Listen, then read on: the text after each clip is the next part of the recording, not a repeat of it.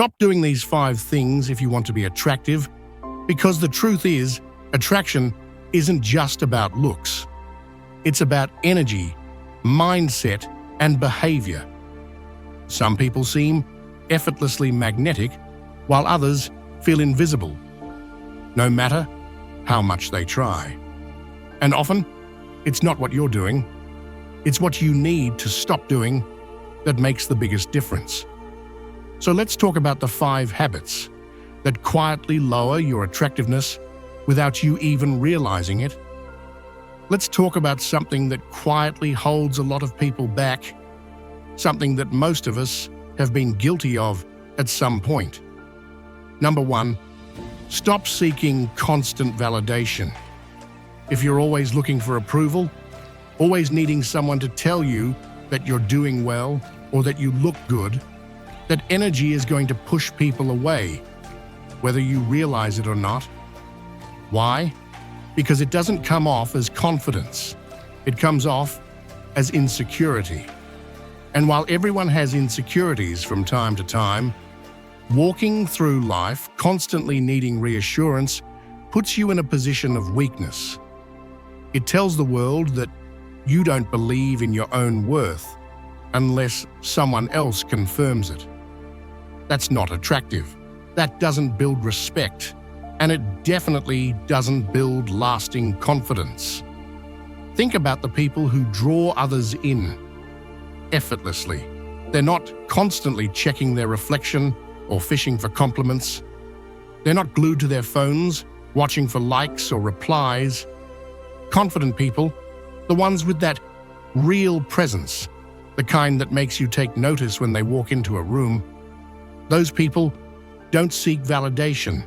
They carry themselves like they know who they are. And the reason they're so magnetic isn't because they're perfect, or even because everyone loves them. It's because they're comfortable in their own skin. That energy is powerful. It makes people curious. It draws respect, not because they ask for it, but because they embody it. Now, this doesn't mean you can't appreciate a compliment or enjoy recognition. Of course you can. It's human to feel good when someone notices your effort. But the problem begins when you start relying on it. When your mood, your confidence, your self-worth starts depending on what other people think or don't think about you. That's when you give away your power. That's when you stop being in control of your life. Validation feels amazing in the moment, sure. It's like a hit of dopamine. But that feeling fades. And then what? You start looking for the next fix. Another like, another compliment, another sign that you're enough. But you already are. You don't need to be told that 100 times to make it true. Your value isn't something others assign to you, it's something you own. If you want to truly level up your confidence, if you want to become someone who doesn't just feel attractive, but is attractive inside and out, you have to stop waiting for approval. Start moving like you already have it. Start making decisions based on what feels right for you, not based on what will get applause. Trust your instincts. Speak your mind. Wear what makes you feel good. Pursue what excites you, even if no one else understands it yet. Because self-assurance isn't loud. It doesn't beg for attention. It's quiet, but it's undeniable. Every time you look for external approval, you tell yourself that your own voice isn't enough, that your judgment needs to be confirmed by someone else. But what happens when they're not there to approve of you? What happens when you're alone? If you haven't built that internal trust, you'll always be chasing something. That's exhausting, and it never ends. But when you stop seeking validation, when you really started trusting yourself, everything changes. You become the kind of person who doesn't need attention to feel seen. You become the kind of person who doesn't need to be told they're enough, because they already know. And here's the real shift. When you stop needing validation, you actually start receiving more of it. Not because you're asking for it, but because confidence is contagious. People notice it, people respect it, and more importantly, you feel it. You walk differently. You speak with more clarity. You stop apologizing for existing. And that's when the right people gravitate towards you. Not the ones who are drawn to your neediness, but the ones who are drawn to your energy. So stop waiting for someone to say, "You're doing great." Stop checking for reactions before you feel good about your progress. Stop hoping someone else will tell you who you are. You already know. And if you don't, start spending time with yourself until you do. That's how you become grounded. That's how you become powerful. That's how you become free. Let's move on to something just as important, something that might seem small, but it shapes how people see you and how you see yourself. Number 2, stop over-apologizing. It sounds harmless, right? Just being polite. Just trying to smooth things over. But if you're saying sorry for everything, even things that aren't your fault, you're doing more damage than you realize. Because over-apologizing isn't kindness. It's not humility. It's a habit that slowly chips away at your confidence and sends the wrong message to the world. When you say sorry all the time, what you're really doing is shrinking yourself. You're putting yourself in a position of guilt, even when there's nothing to be guilty for. You bump into someone? Sorry. You speak up in a meeting? Sorry. You take up space, have a need, ask a question. Sorry. But what are you apologizing for? For existing, for having a voice, for being human? That's not being polite. That's giving away your power. And over time, it teaches people to expect you to back down, to minimize yourself, to take the blame even when it's not yours to carry. Of course, there's a time and place for a real apology. When you've hurt someone, when you've made a mistake, when something truly is your responsibility, own it. That's maturity. That's strength. But what I'm talking about here is the habit of constantly saying sorry as a default setting. It makes you seem unsure of yourself. It makes you come across as someone who doesn't believe in their own right to take up space. And if you keep doing it, people start to treat you accordingly, like someone who's always in the wrong, even when they're not. The next time you catch yourself saying sorry for something that isn't actually your fault, pause.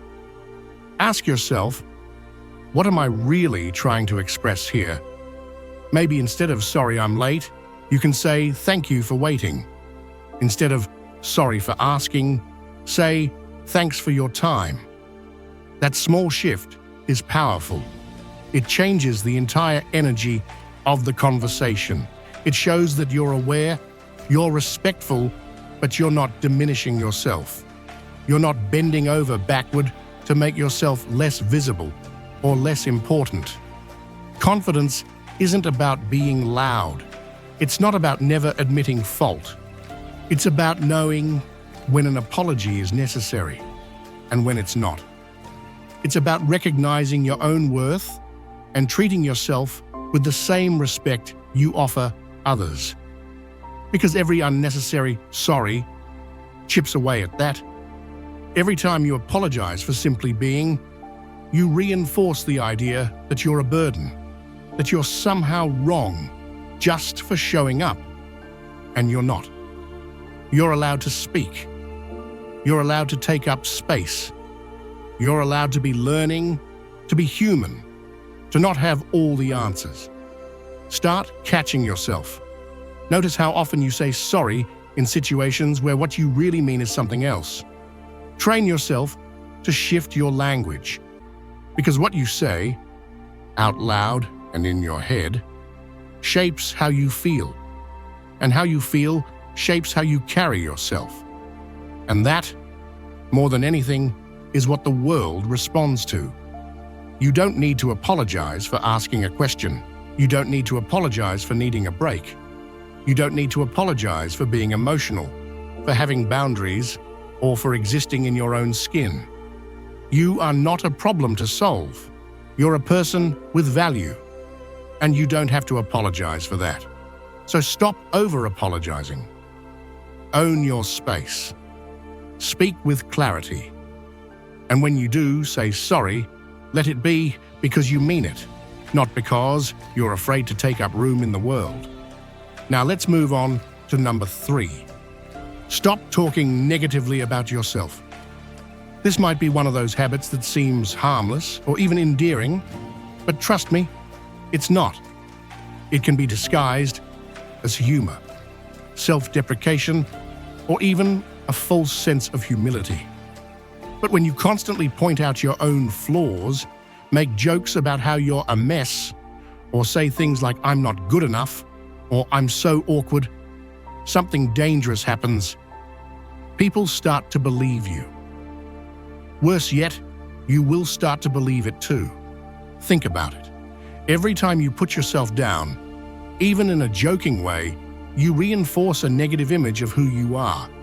And while you might think it's just light-hearted or funny in the moment, the truth is that your words matter.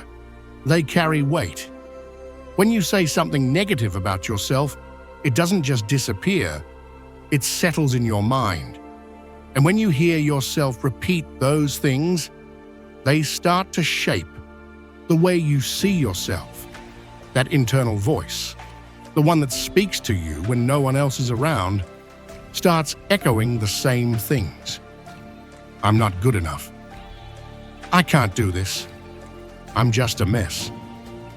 Over time, that becomes the story you tell yourself about who you are. The problem with this isn't just the negative self-image. It's that when you speak like this, other people start to view you the same way. You might be telling a joke, but others don't always know it's a joke. They hear what you say, and even though they might laugh along, they internalize it too. They might start thinking that yes, maybe you really are a mess, or maybe you really aren't good enough. And the more you repeat it, the more they begin to accept it as truth. But here's the thing, self-talk matters. It matters a lot more than you think. The way you talk to yourself shapes your reality. If you're constantly tearing yourself down, you're not going to build yourself up in any meaningful way. Now let's talk about what makes attractive people stand out. It's not that they have perfect lives or perfect looks, or that everything is always going right for them. It's that they respect themselves, they know their worth, and they speak to themselves with kindness even in tough moments. Attractive people aren't perfect. They have flaws, they have challenges, just like everyone else. But the difference is that they own it. They acknowledge their imperfections without making them the focus of their identity. They don't tear themselves down or allow others to do it either. They know their value and speak with confidence. It's not about being egotistical, it's about having your own back. It's about treating yourself with the respect you deserve. So next time you feel the urge to make a joke at your own expense, stop for a second. Ask yourself, what's this really saying about how I see myself? Is it building you up? Or is it reinforcing a story of self-doubt? You have to remember that the words you say about yourself, whether they're jokes or serious thoughts, have more power than you realize. They shape your reality, they shape how others perceive you, and most importantly, they shape how you perceive yourself. It's time to stop tearing yourself down in front of others, even if it's just for the laugh, even if it feels like being humble. Because self-respect isn't about putting yourself down to seem relatable or modest. It's about speaking to yourself with kindness, even when things aren't perfect. The more you honor yourself in the way you speak, the more others will follow suit.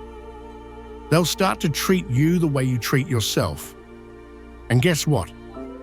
When you treat yourself with respect, the world can't help but notice that magnetic energy.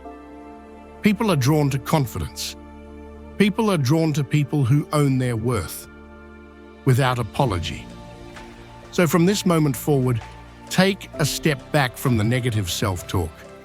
Stop making jokes at your own expense, and start treating yourself with the respect you deserve.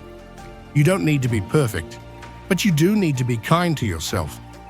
The words you say about yourself matter more than you think. Now let's talk about something that can completely change the way people perceive you, even before you say a word. Number 4, stop ignoring your body language. Here's the thing, you can say all the right things, you can have the best intentions, but if your posture is closed off, if you're avoiding eye contact, or if your movements show discomfort or self-doubt, people are going to pick up on that. Nonverbal communication is incredibly powerful.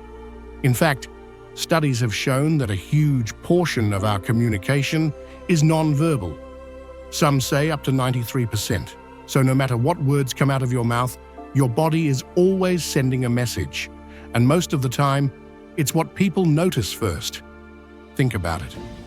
Have you ever been in a conversation where someone is speaking confidently, but their body is tense or closed off? Maybe their arms are crossed, they're fidgeting, or they're constantly looking down. Even if they have the most convincing words, the message their body is sending is one of uncertainty, discomfort, or even insecurity. And unfortunately, that's what people are going to remember, even if it wasn't the intention. Your body can either confirm or contradict what you're saying, so it's crucial to pay attention to it. The good news is, body language is something you can control. You don't need to fake confidence, but you can practice sending confident signals until they feel natural. It's all about being aware of how your body is communicating and then adjusting it to match the energy you want to put out into the world. You don't need to force yourself into some exaggerated power pose. It's not about pretending to be something you're not. It's about being open. So stand tall, keep your shoulders back, relax your arms. Look people in the eye when you speak. Simple things like this can make a huge difference. When your posture is open, when you look someone in the eye, and when you move with ease, you're telling the world, I'm comfortable in my skin. And that's attractive. That's magnetic. Because when you're physically comfortable and confident, it gives people permission to be comfortable around you too. When you show that you're at ease with yourself, others are more likely to feel the same way. This doesn't mean you have to be perfect. No one is. But small changes in how you carry yourself can make a big impact on how you're perceived. When you're standing tall, with your body open and relaxed, you're not just sending a message to others, you're sending one to yourself too. Your body will begin to mirror the confidence you want to feel, and over time, it becomes second nature. So next time you're in a conversation or walking into a room, take a moment to check in with your body. Are your shoulders hunched? Are your arms crossed defensively? Are you avoiding eye contact? If so, adjust. Straighten up, open your stance, and take a deep breath. The more you practice this, the more comfortable it will feel and the more naturally confident you'll appear. Because here's the thing, you don't need to say a word for people to pick up on your energy. The way you carry yourself speaks volumes. When your body says, I'm comfortable with who I am, people listen, even if you don't say a single word. So remember, body language matters. It's not just about what you say, it's about how you say it. and how you carry yourself speaks louder than any words ever could. So stand tall, be open, and watch how your confidence, inside and out, begins to shine. And finally, let's talk about the most dangerous trap of all, the one that steals not just your confidence, but your happiness. Number 5, stop comparing yourself to others. This is a habit that so many people fall into, especially with the rise of social media. You open your phone, scroll through your feed, and what do you see? Everyone else's highlight reel. Perfect vacations, glowing skin, new jobs, new relationships, new achievements. People posting their best moments. And in that moment, it's easy to start feeling like you're not doing enough, not looking good enough, or not living your best life. But here's the truth. Comparison is a game you'll never win. And I'm not just talking about losing here and there. I mean, you can never win. Why? Because there's always someone out there doing more, having more, showing more. The moment you start comparing yourself to others, you're setting yourself up for failure. You'll always find someone who seems to have it all together. But the reality is, no one does. Social media only shows the highlights. It doesn't show the behind the scenes, the hard work, the struggles, the failure, the things that didn't go according to plan. Everyone is on their own journey, and comparison only robs you of appreciating your own. What makes you attractive isn't how you stack up against others. It's how comfortable you are being yourself. Confidence isn't found in trying to match someone else's timeline, lifestyle, or look. It's found in embracing your own. The more you focus on your own growth, your own progress, your own path, the more you develop a sense of inner peace that doesn't come from measuring yourself against the next person. You become so rooted in your own journey that outside comparisons don't shake you.